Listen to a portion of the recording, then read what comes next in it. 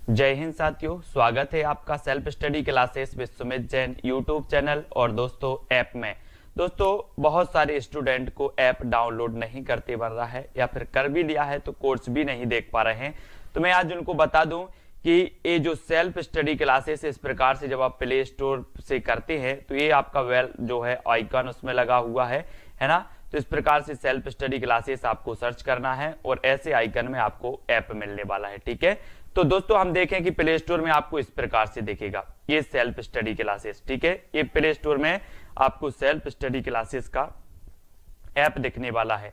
ठीक है, ये इमेज उसमें डली है, ये आइकन, ये लोगो उसमें डला है। ठीक है, अब दोस्तों इसको इंस्टॉल करना है, यहां से आप इंस्टॉल करेंगे। ठीक है, अब इंस्टॉल करेंगे तो वहां पर आपको नंबर मांगेगा, जीमेल नंबर मांगेगा, तो आपको ओटीपी आएगा, तो आप रजिस्टर करके आगे बढ़ेंगे। जय हिंद साथियों, स्वागत है आपका सेल्फ स्टडी क्लासेस ऐप में और दोस्तों यूट्यूब चैनल में। दोस्तों अगर अभी तक आपने सेल्फ स्टडी क्लासेस का ऐप डाउनलोड नहीं किया तो आज ही सेल्फ स्टडी क्लासेस का ऐप जरूर डाउनलोड करें। ठीक है, हिंदी साहित्य का संपूर्ण कोर्स लॉन्च किया गया दोस्तों सेल्फ स्टडी क्लासेस ऐप में। आप मास्टर कैडर एग्जाम की तैयारी कर रहे हैं, टीजीटी, पीजीटी, जूनियर टेट या हिंदी साहित्य से संबंधित किसी भी एग्जाम की तैयारी कर रहे हैं तो सेल्फ स्टडी क्लासेस ऐप आपके लिए दोस्तों बहुत ही बढ़िया ट्रिकी कोर्स लॉन्च किया गया है। विस्तृत अध्ययन जहां पर आपको टॉपिक वाइज टेस्ट और लाइव क्लासेस सारी चीज, डाउट सॉल्यूशन सब कुछ मिलता है, तो जरूर डाउनलोड करें। और दोस्तों आज हम डाउट से जो क्लियर की क्लास लेकर आते हैं, इसी प्रकार से आज हमारी ये 6वीं क्लास है। इसको हम देखते हैं। आपसे पूछा जाता है ढोला मारूरा दोहा के रचनाकार कौन है। ढोला मारूरा दोहा के रचनाकार कौन है। अब दोस्तों ये डाउट्स नंबर 1, यहां पर आपकी दो चीजें मिलती हैं, एक तो कल्लोल कवि और दूसरा कौशल लाभ। ठीक है, अब दोस्तों क्वेश्चन में आपसे जब पूछा जाता है तो एक ही आता है, या तो कौशल लाभ विकल्प में देगा या कल्लोल कवि देगा। ऐसा क्यों? ऐसा इसलिए है कि सबसे पहले जो मूल रचना थी ढोला मारूरा दोहा वो कल्लोल कवि की थी, लेकिन दोस्तों बाद में कौशल लाभ ने इसमें और भी दोस्तों छंद जोड़े, है ना, कुछ पद और जोड़ दिए इस ढोला मारूरा दोहा में, तो ढोला मारूरा दोहा के रचनाकार कौशल लाभ को माना जाने लगा। लेकिन क्वेश्चन पूछा जाता है तो अपन को उत्तर कैसे लगाना? विकल्प अनुसार, क्योंकि ढोला मारूरा दोहा के रचनाकार कल्लोल कवि भी सही है और कौशल लाभ भी सही है। विकल्प अनुसार अपन को उत्तर कल्लोल कवि और कौशल लाभ लगाना, दोनों एक साथ विकल्प में कभी नहीं आएगा।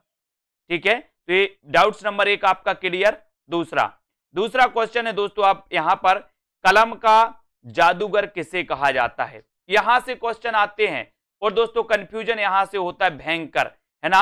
अगर ये ऐसे क्वेश्चन आपका आएगा कलम का जादूगर तो आपको याद रख लेना राम वृक्ष बेनीपुरी, ऐसे याद कर लेना, बोले वृक्ष की कलम का जादू, वृक्ष की कलम का जादू, वृक्ष की कलम का जादू, तो कलम का जादूगर अगर आए तो राम वृक्ष बेनीपुरी। लेकिन अगर आपसे पूछा जाए कि कलम का जादूगर तो राम वृक्ष बेनीपुरी, कलम का सिपाही तो लगाना प्रेमचंद, कलम का मजदूर किसे कहा जाता है तो प्रेमचंद, भाषा का जादूगर शिव पूजन सहाय को कहा जाता है, और दोस्तों शब्दों का जादूगर कमलेश्वर, शब्दों का जादूगर कमलेश्वर, और बिंब का जादूगर कहा जाता है केदारनाथ सिंह को। तो डाउट्स क्लियर, कलम का जादूगर रामवृक्ष बेनीपुरी, कलम का सिपाही प्रेमचंद को कहा जाता है। ये जीवनी अलग है दोस्तों, एक कलम का सिपाही जीवनी लिखी थी किसने? अमृत राय ने।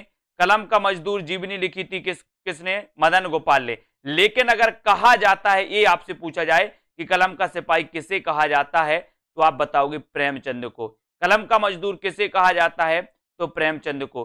भाषा का जादूगर किसे कहा जाता तो शिव पूजन सहाय, शब्दों का जादूगर किसे कहा जाता तो कमलेश्वर, बिंब का जादूगर केदारनाथ सिंह। ठीक है, तो इनको दोस्तों अपन को पढ़ना है, इनको याद करना है।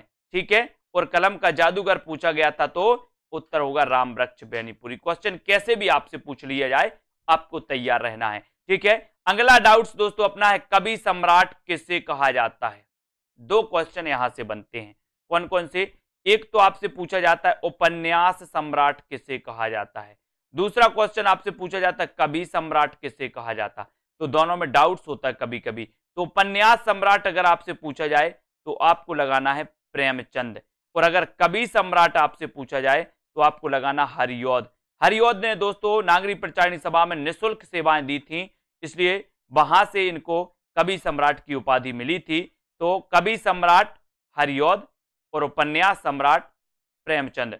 बोले हरि चाहें तो कवि को सम्राट बना दें, हरि चाहें तो कवि को सम्राट बना दें, तो हरि से हरिऔध और कवि सम्राट हरिऔध, है ना, उपन्यास सम्राट प्रेमचंद। Doubts clear? अगला देखो, यहां पर आते हैं छायावाद का प्रवर्तक किसे माना जाता है। यहां भी बहुत सारे लोगों को डाउट्स है। कैसे? सबसे पहले तो क्वेश्चन नॉर्मल पूछा जाता है। कुछ लोगों की मन में धारणा है उत्तर मुकुटधर पांडे, यहां पर मुकुटधर पांडे नहीं होगा।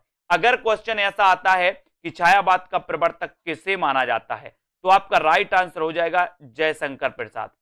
अगर आपसे पूछा जाता है कि रामचंद्र शुक्ल ने छायावाद का प्रवर्तक किसे माना, तब आपका 100% उत्तर होगा मुकुटधर पांडे। अगर आपसे क्वेश्चन पूछा जाता है कि नंद दुलारी वाजपेयी ने छायावाद का प्रवर्तक किसे माना, तब आपका 100% उत्तर होगा पंत को। लेकिन नॉर्मल क्वेश्चन अगर पूछा जाता कि छायावाद का प्रवर्तक किसे माना जाता, तब आपका उत्तर होगा जयशंकर प्रसाद। ठीक है। और अगर आपसे पूछा जाता है कि ईला चंद्र जोशी ने छायावाद का प्रवर्तक किसे माना, तब आपका उत्तर भी होगा क्या? जयशंकर प्रसाद। तो यहां पर 4 विकल्प, 4 प्रश्न आपके बन जाते।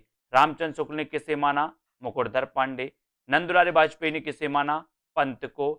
ईलाचंद जोशी ने किसे माना? जयशंकर प्रसाद को। और नॉर्मल अगर पूछा जाता है तो जयशंकर प्रसाद। Doubts clear? बहुत बढ़िया, लाइक जरूर कर देना दोस्तों।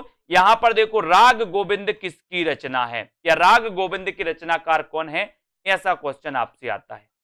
तो आप दोस्तों कंफ्यूज होते किसमें? एक रचना है गीत गोविंद, और एक रचना है राग गोविंद, और एक रचना है गीत गोविंद की टीका, है ना। तो इसको आप देखो, समझो। राग गोविंद, बोले राग किया गोविंद से किसने? राग किया गोविंद से किसने? मीराबाई ने। तो राग गोविंद की रचनाकार मीराबाई होंगे कि जयदेव? बोले सर नहीं, राग तो मीराबाई ने किया गोविंद से, इसलिए राग गोविंद मीराबाई, है ना। बोले गीत गोविंद के गाए किसने? जयदेव ने, है ना। गीत गोविंद के गाए जयदेव ने, तो गीत गोविंद के रचनाकार जयदेव, राग गोविंद के रचनाकार मीराबाई। ठीक है। अब दोस्तों आपसे पूछा जाता है एक क्वेश्चन और, गीत गोविंद की टीका, गीत गोविंद की टीका, तो गीत गोविंद की टीका किसकी रचना है? तो ये गीत गोविंद की टीका मीराबाई की है। गीत गोविंद की टीका मीराबाई, गीत गोविंद जयदेव, और राग किया गोविंद से मीराबाई ने, तो मीराबाई। Clear doubts? लाइक जरूर कर देना दोस्तों। ठीक है। सरस्वती पत्रिका के संस्थापक कौन थे? अब दोस्तों यहां क्या डाउट्स होता है वो देखो। सबसे पहले तो यहां एक तो होता है संस्थापक और संपादक। संपादक में, ये संस्थापक और संपादक में डाउट्स होता आपके अंदर कि आपने पढ़ा था कि सरस्वती पत्रिका के संपादक आपने अधिकांश महावीर प्रसाद द्विवेदी को पढ़ा, लेकिन आज ये डाउट्स आपका क्लियर होने वाला है दोस्तों। अगर ऐसा क्वेश्चन आए कि सरस्वती पत्रिका के संस्थापक कौन है, संस्थापक कौन है, तब आपका उत्तर हो जाएगा क्या? चिंतामणि घोष। संस्थापक अगर पूछा जाएगा तो चिंतामणि घोष। अगर आपसे पूछा जाए कि सरस्वती पत्रिका के प्रथम संपादक कौन थे, तो प्रथम संपादक में आपका उत्तर हो जाएगा श्याम सुंदर दास। ये प्रथम संपादक थे। क्या थे? संपादक। और फिर अगर आपसे पूछा जाए कि दोस्तों सरस्वती पत्रिका के जो संपादक थे वो कौन थे, अगर ये ऑप्शन में आपके नहीं आ रहा है और महावीर प्रसाद द्विवेदी आपका दिया है, तो आप महावीर प्रसाद द्विवेदी लगाओगे। ठीक है। लेकिन ऐसा क्वेश्चन आता है कि महावीर प्रसाद द्विवेदी सरस्वती पत्रिका के संपादक कब बने, तो कब बने? 1903 में ये बने थे, है ना। प्रथम संपादक कौन थे? श्याम सुंदर दास। स्थापना किसने की थी या संस्थापक कौन थे? तो चिंतामणि घोष। एक और क्वेश्चन, सबसे पहले सरस्वती पत्रिका कहां से प्रकाशित हुई थी?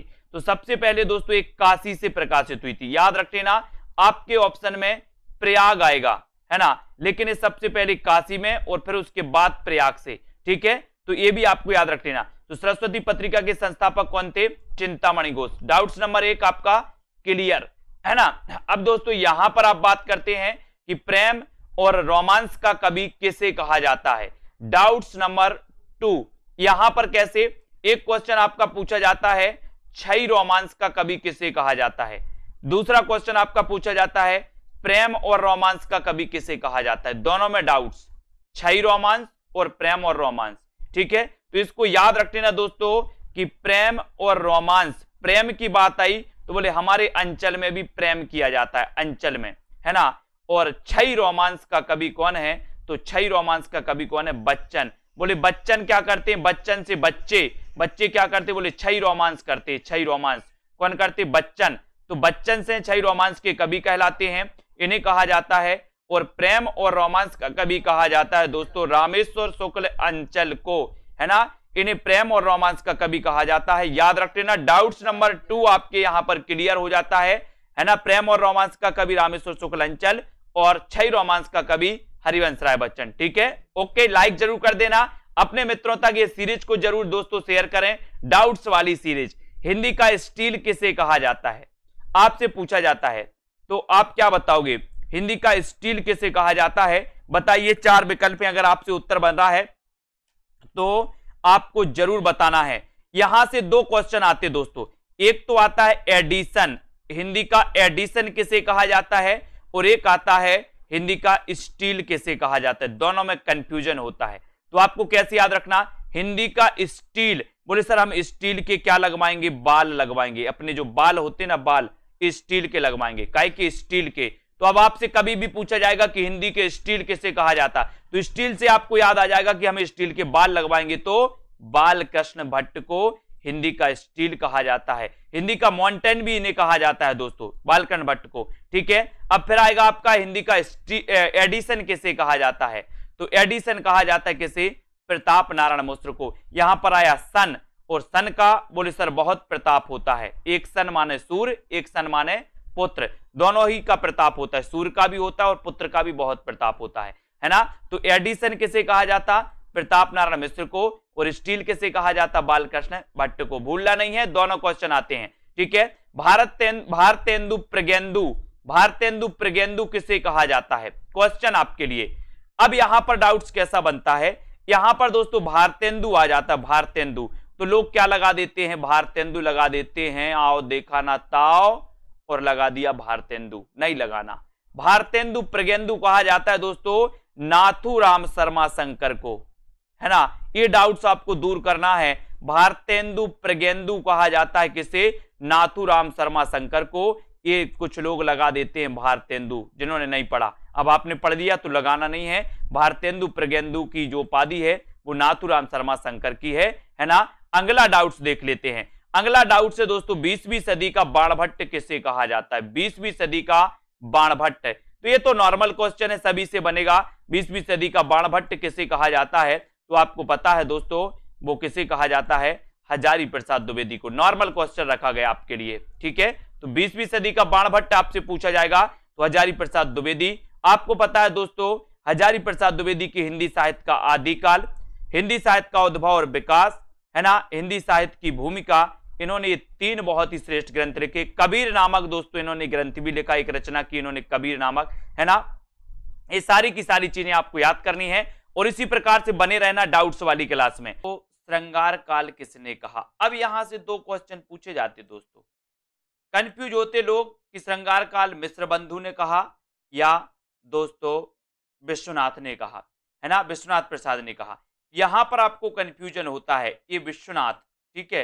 तो आपका यहां पर दोस्तों याद रख लेना है कि रीति काल को जो श्रृंगार काल कहा वो किसने कहा, विश्वनाथ प्रसाद ने। यानी कि ये नंबर जो है वो बिल्कुल सही है, क्योंकि श्रृंगार तो विश्व के लोग करते हैं, विश्व के लोग करते हैं, तो विश्वनाथ प्रसाद क्या बोलेंगे, रीति काल को श्रृंगार काल कहेंगे, है ना। फिर आपसे एक क्वेश्चन और आता है कि रीति काल को अलंकृत काल किसने कहा, तो यहां पर डाउट्स आपका रहता है और क्वेश्चन पूछा भी जाता है। तो अलंकृत काल किसने कहा, मिश्र बंधुओं ने, अलंकृत काल कहा है मिश्र बंधुओं ने, और दोस्तों श्रृंगार काल कहा है विश्वनाथ प्रसाद ने, ठीक है। तो डाउट्स आपका क्लियर हो गया। अब दोस्तों बात करते हैं अगले प्रश्न की, रीति काल का प्रवर्तक किसे माना जाता है। एक नॉर्मल क्वेश्चन आपसे पूछा जाता है तो आप कंफ्यूज होते, क्योंकि आपको पता है कि रीति काल का प्रवर्तक रामचंद्र शुक्ल ने किसे माना, चिंतामणि को। श्याम सुंदर दास ने किसे माना, केशव दास को। डॉक्टर नगेंद्र ने किसे माना, केशव दास को, है ना। और कालक्रम की दृष्टि से अगर देखें तो कौन होंगे, कृपाराम, ठीक है। तो आपसे देखो कितने प्रकार से क्वेश्चन पूछे जाएंगे। सबसे पहले क्वेश्चन पूछा जाएगा रीति काल का प्रवर्तक किसे माना जाता, तो आपको उत्तर लगा देना केशवदास। ठीक है, फिर आपसे पूछा जाएगा डॉक्टर नगिन ने रीतिकाल का प्रवर्तक किसे माना, उत्तर लगा देना केशवदास। फिर आपसे पूछा जाएगा श्याम सुंदर दास ने रीतिकाल का प्रवर्तक किसे माना, तो उत्तर लगा देना केशवदास। लेकिन आपसे पूछा जाएगा कि रामचंद्र शुक्ल ने रीतिकाल का प्रवर्तक किसे माना, तो आपका उत्तर हो जाएगा क्या, चिंतामणि। आपका उत्तर चेंज हो जाएगा, चिंतामणि सही होगा। लेकिन अगर आपसे पूछा जाएगा कि कालक्रम की दृष्टि से रीतिकाल के प्रवर्तक कौन माने जाते हैं, तो उत्तर हो जाएगा कौन दोस्तों, कृपाराम। कृपाराम। ठीक है, तो यहां पर आपके 3-4 प्रश्न रहते हैं जिसमें आप हमेशा दोस्तों क्या कंफ्यूज होते रहते हैं। Clear doubts. अगला क्वेश्चन, अगला क्वेश्चन है दोस्तों हिंदी साहित्य का प्रथम बड़ा महाकाव्य कौन सा है, कौन सा है, ये क्वेश्चन आता है। तो आप कंफ्यूज नहीं होना, प्रथम जो बड़ा महाकाव्य है वो बड़ा महाकाव्य दोस्तों पद्मावत। आपसे क्वेश्चन आता है कि हिंदी का प्रथम महाकाव्य कौन सा है, उत्तर होता है पृथ्वीराज रासो।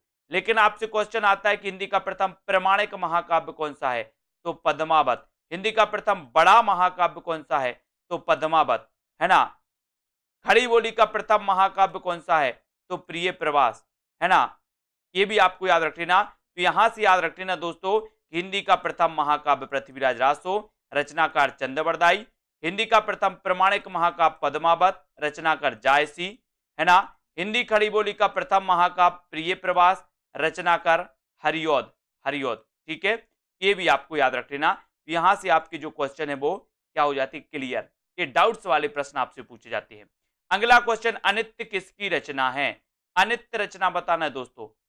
तो यहां पर आपको बताना है कि अनित्य के रचनाकार कौन है। तो यहां पर 2 लोगों की रचना है दोस्तों अनित्य, है ना। तो एक तो बदी उज्जमा की और एक मृदुला गर्ग की। तो यहां पर आपको याद रख लेना कि जो बदी उज्जमा है इनकी अनित्य क्या है, कहानी। इनकी अनित्य क्या है, कहानी। जबकि मृदुला गर्ग का ये क्या है, उपन्यास है। तो अगर आपसे नॉर्मल क्वेश्चन पूछा जाए कि अनित्य किसकी रचना है, तो 2 में से आपको कोई एक विकल्प मिलेगा। आपसे पूछा जाए अनित्य कहानी के रचनाकार कौन है, तो आपका उत्तर हो जाएगा बदी उज्जमा। अनित्य अनित्य उपन्यास की रचनाकार कौन है, तो आपका उत्तर हो जाएगा मृदुला गर्ग। ठीक है, ये आपको याद रख लेना। बदी उज्जमा की अनित्य कहानी है, मृदुला गर्ग की अनित्य ये क्या है, उपन्यास है। ठीक है, अगला क्वेश्चन देख लेते हैं दोस्तों, पीली आंधी उपन्यास किसका है। अगर इस प्रकार से क्वेश्चन आपका आता है पीली आंधी उपन्यास, तो मैंने कई बार आपको बताया, बोले सर जब सरसों फूलता है खेतों में, खेतन में जब सरसों फूलता है तो ऐसा लगता है मानो पीली आंधी आ गई हो। कहां पे, खेतन में। खेतन में तो खेतान, पीली आंधी कहां आती, बोले सर खेतन में। तो ये पीली आंधी उपन्यास किसका होगा, खेतन का, प्रभा खेतान का। लेकिन एक क्वेश्चन और आता है दोस्तों, काली आंधी। काली आंधी ये किसका उपन्यास है, तो काली आंधी कमलेश्वर। का से काली और का से कमलेश्वर। याद रख लेना, कंफ्यूज नहीं होना। पीली आंधी और काली आंधी, पीली आंधी कहां आएगी, खेतन में तो खेतान, और काली आंधी का से काली आंधी, का से कमलेश्वर। ठीक है, तो काली आंधी उपन्यास किसका है, कमलेश्वर को। ठीक है, तो ये तो थे दोस्तों आपके डाउट्स वाले प्रश्न। ऐसे अनेकों वीडियो आएंगे। इसकी रचना है, 4 विकल्प है, महादेवी वर्मा की, दिनकर, प्रतिभा अग्रवाल या फिर अलका सरावगी। अब ऐसा अगर क्वेश्चन आता है तो कई लोग कंफ्यूज होते। कैसे कंफ्यूज होते हैं, डाउट्स नंबर 1, रश्मि और रश्मि रथी, है ना। तो रश्मि तो यहां पूछा गया, तो यहां तो उत्तर आपका महादेवी वर्मा हो जाएगा। लेकिन यहां पर रश्मि रथी पूछा जाता तो उत्तर दिनकर होता। याद रख लेना, कई लोग कंफ्यूज होते रश्मि और रश्मि रथी में। तो रश्मि महादेवी वर्मा जी की रचना है और ये महादेवी वर्मा जी की बौद्ध धर्म से प्रभावित रचना है। कई बार ऐसा भी पूछा जाता है कि महादेवी वर्मा की कौन सी रचना बौद्ध धर्म से प्रभावित है, तो ये रश्मि रचना है महादेवी जी की। ठीक है, बाकी रश्मि रथी किसकी रचना है, दिनकर की। डाउट्स नंबर 1 क्लियर है ना। अब बात करते हैं दोस्तों डाउट्स नंबर 2 की, पिता कहानी के लेखक कौन है। दोस्तों ये 3 लेखकों के द्वारा एक कहानी लिखी गई, जिनमें देखें अपन ज्ञान रंजन की भी पिता कहानी है, महीप सिंह की भी पिता कहानी है, और धीरेन्द्र अस्थाना की भी दोस्तों पिता कहानी है। तो आपको याद रख लेना, बोले पिता ज्ञान देते हैं तो ज्ञान रंजन, है ना। महीप रहते हैं, महीप रहते या समीप रहते हैं, ऐसे कर लेना, महीप या समीप रहते हैं पिता, तो महीप सिंह की भी दोस्तों क्या है ना, ये पिता कहानी है। धीरेन्द्र अस्थाना, और दोस्तों धीरे धीरे पिता हमारा क्या करते हैं, ज्ञान बढ़ाते हैं, है ना, हमारा पालन पोषण करते हैं। तो धीरेन्द्र अस्थाना की भी पिता कहानी, तीनों की है, कंफ्यूज नहीं होना कभी, कहानी है और है ना। ज्ञान रंजन जी की पिता कहानी, महीप सिंह की पिता कहानी है, और धीरेन्द्र अस्थाना की भी पिता कहानी है। ठीक है, तो अब आपसे पूछा जाएगा पिता कहानी के लेखक कौन है, तो इन तीन में से एक विकल्प आपके सामने आएगा, उसमें उत्तर आपको टिक करना होगा। ठीक है, डाउट्स नंबर 2 आपका क्लियर। बढ़ते हैं दोस्तों अगले क्वेश्चन की ओर। वसीयत नाटक के लेखक कौन है? वसीयत नाटक, अब यहां भी दोस्तों डाउट्स आपके लिए होता है, क्योंकि ये जो वसीयत नाटक है, ये वसीयत नाटक दो लेखकों का है, एक तो भगवती चरण वर्मा और दूसरे नाग बोडस। ठीक है, तो आपसे जब पूछा जाएगा कि वसीयत नाटक के लेखक कौन है, तो या तो भगवती चरण वर्मा आपके ऑप्शन में होगा या फिर नाग बोडस आपके ऑप्शन में होगा। ठीक है, दोनों ऑप्शन में नहीं आएगा। आपको याद रख लेना कि वसीयत नाटक के लेखक कौन है, भगवती चरण वर्मा और नाग बोडस। बोले नाग की वसीयत भगवती को सौंप दी, नाग की वसीयत किसको सौंप दी? भगवती को। तो नाग बोडस और भगवती चरण वर्मा दोनों का नाटक है वसीयत। ठीक है, तो डाउट्स नंबर 3 क्लियर है ना। अगला क्वेश्चन है दोस्तों, अगला जो अपना डाउट्स है, तीसरा हाथी नाटक के लेखक कौन है? एक क्वेश्चन पूछा जाता है अंधों का हाथी और दूसरा क्वेश्चन पूछा जाता है तीसरा हाथी, दोनों में कंफ्यूजन होता है, तीसरा हाथी और अंधों का हाथी। ठीक है, तो यहां से याद रख लेना तीसरा हाथी ये दोस्तों किसका है? रमेश बख्शी का, ये रमेश बख्शी का नाटक है, जबकि अंधों का हाथी जो नाटक है वो शरद जोशी का है। अब याद रख लेना, बोले अंधों का हाथी जोश में आ गया, अंधों का हाथी काय में आ गया? जोश में आ गया, है ना। और तीसरा हाथी है, बोले रमेश बख्शी का ये तीसरा हाथी है ना। एक हाथी, दो हाथी, तीसरा हाथी, तो रमेश बख्शी का तीसरा हाथी है। ठीक है, शरद जोशी अंधों का हाथी।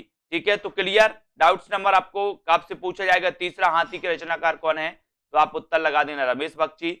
आपसे पूछा जाएगा अंधों का हाथी की रचनाकार कौन है, तो आप उत्तर लगाना शरद जोशी। ठीक है, बात कर लेते हैं दोस्तों, और एक और है दोस्तों पागल हाथी। पागल हाथी एक लघु कथा है प्रेमचंद जी की, पागल हाथी। ठीक है, तो पागल हाथी को भी आपको याद रख लेना। अब एक क्वेश्चन और पूछा जाता है दोस्तों, डाउट्स नंबर 5, अभिमान मेरू किसे कहा जाता है? कई बार पूछा गया। अब दोस्तों यहां पर एक तो मेरू आ गया, मेरू, तो बहुत सारे लोग क्या लगा देते हैं? मेरू तुंग लगा देते हैं, लेकिन ऐसा नहीं करना। अभिमान मेरू, पुष्पदंत ने स्वयं को अभिमान मेरू कहा था, है ना। पुष्पदंत ने स्वयं को क्या कहा था? अभिमान मेरू कहा था। तो अभिमान मेरू कहा जाता है पुष्पदंत को, है ना। अपभ्रंश का भवभूति कहा जाता है पुष्पदंत को, याद रख लेना। इनकी एक रचना आपने पढ़ी होगी दोस्तों, महापुराण। महापुराण दोस्तों जिसमें 63 सलाका पुरुषों का वर्णन किया गया है, तो पुष्पदंत को अभिमान मेरू कहा जाता है, ना कि मेरू तुंग को। कंफ्यूज नहीं होना, यहाँ मेरू आया तो बहुत सारे, लगभग मान के चलो कि 50% लोग तो मेरू तुंग लगा कर आते, जिनको नहीं पता होता। ठीक है, तो दोस्तों इसी प्रकार से उत्तरार्ध भक्तमाल के रचनाकार कौन है? अब दोस्तों यहां पर देखो कितने डाउट्स होते हैं। आपसे एक क्वेश्चन पूछा जाता है भक्तमाल की रचनाकार कौन है, फिर पूछा जाता है उत्तरार्ध भक्तमाल के रचनाकार कौन है, फिर पूछा जाता है भक्तमाल के टीकाकार कौन है, फिर पूछा जाता है नव भक्तमाल के रचनाकार कौन है। चारों रचनाओं में आप कंफ्यूज होते हो, लेकिन याद रख लेना ये उत्तरार्ध भक्तमाल की जो रचनाकार हैं वो भारतेंदु हैं, है ना। याद रख लेना, बोले भारत में भक्तों के उत्तर देते हैं भगवान, भक्तों के उत्तर, है ना, तो भारतेंदु हो जाएगा। अगर भक्तमाल अकेला आपसे पूछा जाए तो नाभादास सही हो जाएगा। ठीक है, भक्तमाल के टीकाकार कौन है, तो उत्तर हो जाएगा क्या? प्रियादास। और आपसे पूछा जाए कि नव भक्तमाल के रचनाकार कौन है, नव भक्तमाल के, तो आप राधा चरण गोस्वामी लगा देना। ठीक है, राधा चरण गोस्वामी।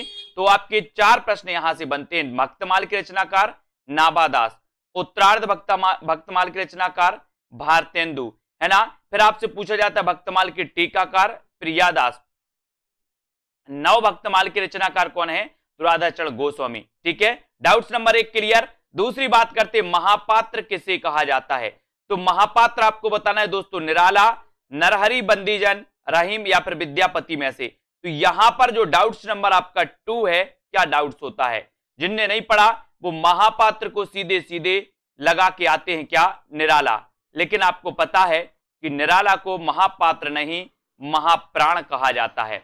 महाप्राण निराला को, जबकि महापात्र कहा जाता है नर हरि बंदीजन। बोले हम हरि के, नर जो हैं वो हरि के महापात्र हैं, याद रख लेना। नर हरि बंदीजन इन्हें महापात्र कहा जाता है और निराला को कहा जाता है महाप्राण। बोले हमारा महाप्राण निराला है, हमारा महाप्राण निराला है। इस प्रकार से तो डाउट्स नंबर 2 क्लियर। बात करें 3 की, उसने कहा था कि रचनाकार कौन है, आपसे पूछा जाएगा उसने कहा था कि रचनाकार कौन है। तो ये तो सबको पता है कि सर ये जो कहानी है ये फ्लैशबैक शैली में लिखी गई कहानी है और इस कहानी के जो लेखक है वो चंद्रधर शर्मा गुलेरी है ना। उसने कहा था, बुद्धू का कांटा और सुखमय जीवन, इनकी 3 प्रसिद्ध कहानियां मानी जाती हैं चंद्रधर शर्मा गुलेरी की। जबकि दोस्तों उसने नहीं कहा था कि रचनाकार कौन है, शैलेश मटियानी। कभी कभी आपसे पूछा जाए उसने नहीं कहा था कि रचनाकार कौन है, तो आप कहोगे यार कि ये वो ही पूछा होगा, उसने कहा था लेकिन ये गड़बड़ हो गया होगा, परीक्षक ने, प्रिंट करने वाले ने नहीं लिख दिया, अपन तो उत्तर सही लगाएं, है ना। तो ये उसने नहीं कहा था, ये दोस्तों रचना शैलेश मटियानी की, और तुमने कहा था एक रचना नागार्जुन की। तो 3 डाउट्स वाले क्वेश्चन, उसने कहा था चंद्रधर शर्मा गुलेरी, उसने नहीं कहा था शैलेश मटियानी, तुमने कहा था नागार्जुन। ठीक है, क्लियर। चौथा क्वेश्चन अपन देखते हैं दोस्तों, आदिकाल को चारण काल किसने कहा। कई बार क्वेश्चन पूछा जाता है और डाउट्स में बहुत सारे लोग दोस्तों क्या कर देते हैं, गलत कर देते हैं। तो आदिकाल को चारण काल दोस्तों 2 विद्वानों ने कहा है, एक तो रामकुमार वर्मा ने और दूसरा गिरियर्सन ने। तो अब आप कंफ्यूज नहीं होना, विकल्प में एक ही आएगा, या तो रामकुमार वर्मा आपसे दिया जाएगा या फिर गिरियर्सन आपको दिया जाएगा। ठीक है, तो आदिकाल को चारण काल रामकुमार वर्मा ने भी कहा है और गिरियर्सन ने भी कहा है। ठीक है, क्लियर। आगे देखते हैं दोस्तों, चरणों में गिरे, बोले राम के चरणों में गिरे, तो राम से रामकुमार वर्मा और गिरे से गिरियर्सन, दोनों ने कहा है चारण काल, आदिकाल को। ठीक है, डाउट्स नंबर 5, जो सबसे खतरनाक क्वेश्चन है दोस्तों, है ना, ये क्वेश्चन सबसे खतरनाक है। स्वर्ण युग और स्वर्ण काल, लोग बहुत कंफ्यूज होते हैं, हम भी कंफ्यूज हो जाते हैं, है ना। तो स्वर्ण युग किसने कहा और स्वर्ण काल किसने कहा। तो यहां याद रख लेना दोस्तों, ये मैंने आपको सुधार के दिया है कि स्वर्ण युग जो कहा है वो कहा है श्याम सुंदर दास ने, और स्वर्ण काल जो कहा है वो स्वर्ण काल कहा है किसने, गिरियर्सन ने। इसको आपको याद रख लेना है। बोले स्वर्ण के काल में गिरे, स्वर्ण के काल में गिरे, ऐसे याद रख लेना आपको। स्वर्ण के काल में गिरे, तो गिरे से बनेगा गिरियर्सन स्वर्ण काल, और श्याम सुंदर स्वर्ण युग, है ना। बोले श्याम सुंदर का जो युग था वो श्याम सुंदर युग था, स्वर्ण युग था। श्याम सुंदर का युग कैसा था, सुंदर युग था। ठीक है, तो स्वर्ण युग कौन कहेगा, श्याम सुंदर दास। और क्या, स्वर्ण के काल में गिरे, स्वर्ण के काल में गिरे तो गिरियर्सन। ये डाउट्स वाला क्वेश्चन दोस्तों मैंने ये सुधार के आपको दिया है, ये वीडियो इसको देख लेना और सुधार लेना, ये बिल्कुल सही है। ठीक है, स्वर्ण युग किसने कहा, श्याम सुंदर दास ने, और स्वर्ण काल किसने कहा, गिरियर्सन ने। ठीक है, कंफ्यूज नहीं होना, वीडियो को लाइक कर देना, और दोस्तों जो भी डाउट्स लगे आप जरूर बताइएगा, उन डाउट्स को भी हम दोस्तों वीडियो में लेकर के आएंगे। जिनको भी डाउट्स जिस क्वेश्चन में लगता है जो आपको याद नहीं हो पाते हैं, या डाउट्स वाले कोई क्वेश्चन आपके हों, वो कमेंट में आप लिखिए, वीडियो में हम लेकर के आएंगे, आपको बताएंगे। ठीक है, तो वीडियो को लाइक और शेयर आपको जरूर करना है दोस्तों, और इसी प्रकार से बने रहें, लाइक शेयर करें। सेल्फ स्टडी क्लासेस के दोस्तों coaching app self study classes से जुड़ जाइए, उसको दोस्तों डाउनलोड कर लीजिए। ठीक है, तो आज के इस वीडियो के लिए बस इतना ही। जय हिंद। दोस्तों बहुत सारे स्टूडेंट को ऐप डाउनलोड नहीं करते बन रहा है, या फिर कर भी लिया है तो कोर्स भी नहीं देख पा रहे हैं। तो मैं आज उनको बता दूं कि ये जो सेल्फ स्टडी क्लासेस इस प्रकार से जब आप प्ले स्टोर से करते हैं तो ये आपका वेल जो है आइकन उसमें लगा हुआ है ना। तो इस प्रकार से सेल्फ स्टडी क्लासेस आपको सर्च करना है और ऐसे आइकन में आपको ऐप मिलने वाला है। ठीक है, तो दोस्तों हम देखें कि प्ले स्टोर में आपको इस प्रकार से दिखेगा ये सेल्फ स्टडी क्लासेस। ठीक है, ये प्ले स्टोर में आपको सेल्फ स्टडी क्लासेस का ऐप दिखने वाला है। ठीक है, ये इमेज उसमें डली है, ये आइकन, ये लोगो उसमें डला है। ठीक है, अब दोस्तों इसको इंस्टॉल करना है, यहां से आप इंस्टॉल करेंगे। ठीक है, अब इंस्टॉल करेंगे तो वहां पर आपको नंबर मांगेगा, जीमेल नंबर मांगेगा, तो आपको ओटीपी आएगा, तो आप रजिस्टर करके आगे बढ़ेंगे।